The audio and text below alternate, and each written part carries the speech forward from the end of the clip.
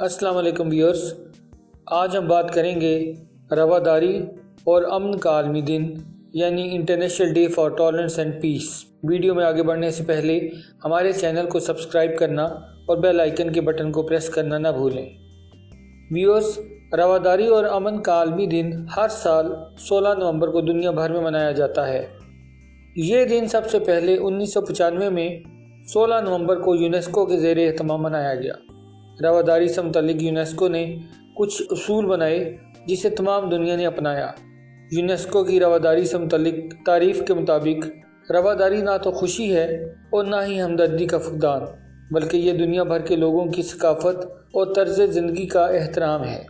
रवादारी इंसान को आलमी इंसानी हकूक़ के साथ साथ दूसरों की बुनियादी आज़ादियों के एहतराम के काबिल और अहल बनाती है।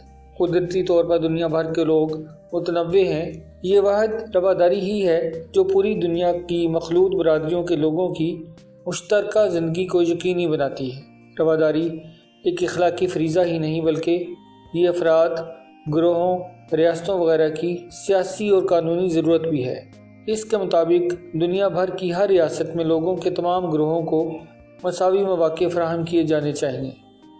रवादारी को फ़रोग़ देने के लिए नाइंसाफ़ी, तशद्दुद, पसमानदगी और इम्तियाजी सलूक जैसे इक़दामात को रोका जाना चाहिए। तालीम दूसरों के खौफ और पसमानदा ज़हनियत को दूर करके रवादारी को फ़रोग़ देने का बेहतरीन तरीका है।